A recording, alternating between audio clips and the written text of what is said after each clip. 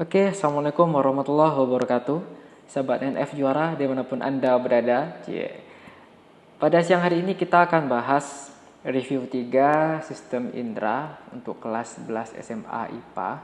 Kita langsung saja ya kerjakan dari nomor 1. Pada lapisan tunika fibrosa terdapat bagian mata titik. Nah, sebelumnya kita harus tahu dulu ya, mata kita itu terdiri dari 3 lapisan. Nah, oke, terdiri dari 3 lapisan. Jadi kita buat dulu ya bola mata. Oke. Nah, lapisan yang paling luar disebut sebagai tunika fibrosa. Lapisan yang paling luar. Nah, lalu lapisan di tengah itu disebut sebagai tunika vaskulosa. Tunika vaskulosa atau disebut juga sebagai ovea. Ini lapisan yang di sini. Bentar. Ini biar sama warnanya kita ubah saja ya.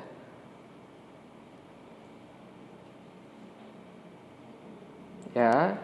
Lalu lapisan yang paling dalam itu adalah tunika nervosa atau retina. Retina itu yang paling dalam. Oke. Nah, lapisan yang paling luar yaitu tunika fibrosa itu terdiri dari sklera dan kornea. Sklera itu bagian belakang ya, yang bagian belakang bola mata.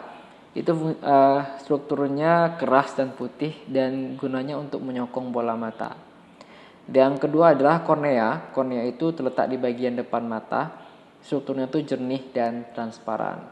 Sedangkan lapisan yang nomor 2 atau kita sebut tadi tunika vaskulosa itu terdiri dari mulai dari aqueous humor, lalu ada pupil, iris, lensa, vitreous humor, ya kan?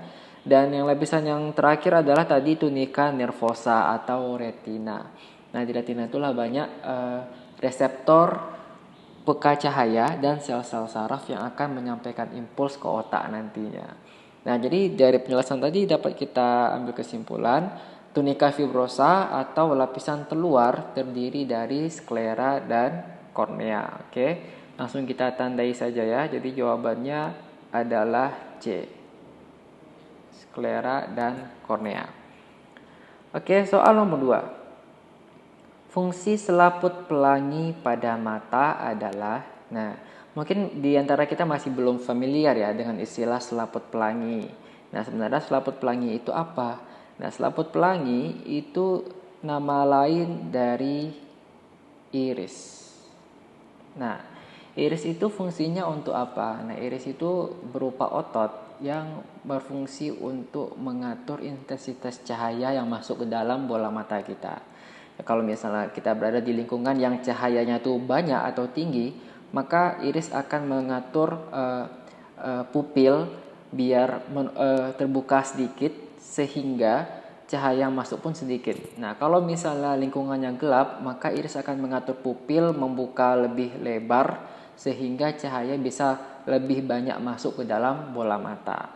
Nah, jadi jawabannya adalah C ya, mengatur intensitas cahaya ke bola mata. Nah, soal nomor 3. Bagian mata yang sesuai dengan ciri-ciri di atas adalah, jadi ini ada tidak mengandung pembuluh darah, strukturnya fleksibel dan transparan, tersusun dari protein kristalin dan terikat oleh otot ciliaris. Nah, ini adalah ciri-ciri dari lensa mata. Nah, jadi jangan kita berpikiran lensa mata itu yang berwarna hitam, coklat ataupun biru ya. Yang memberikan warna mata itu adalah iris. Nah, lensa itu bentuknya bening. Dan lensa itu fungsinya untuk mengakomodasi cahaya biar jatuh tepat ke retina, yang di retina itulah nanti sudah menunggu reseptor cahayanya yang nanti akan diubah menjadi impuls lalu disampaikan ke otak kita. Nah, jadi ini jawabannya adalah lensa ya. Oke, kita tandai lensa. Nah,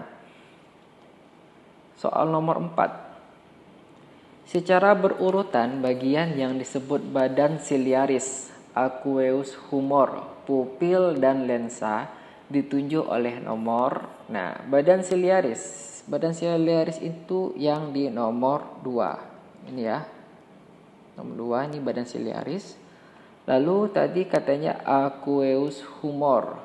Aqueous humor itu cairan yang terletak di antara pupil dan kornea. Berarti di sini nih, di nomor 3. Oke. Lalu ada pupil. Nah, pupil ini celah yang tempat masuknya cahaya yang dikendalikan oleh iris. Nah, pupil itu yang mana? Yang ini. Berarti nomor 5. Lalu ada lensa. Lensa ini yang tadi kita ciri khasnya itu adalah bening, tersusun dari protein kristalin dan gunanya untuk mengakomodasi cahaya biar jatuh tepat ke retina. Ini dia di sini nomor 7. Berarti jawabannya adalah dari 2, 3, 5, 7. Jadi jawabannya 2, 3, 5, 7. Ada? Ya, ada ya. Jawabannya adalah B. Salah. B. Oke. Nomor 5.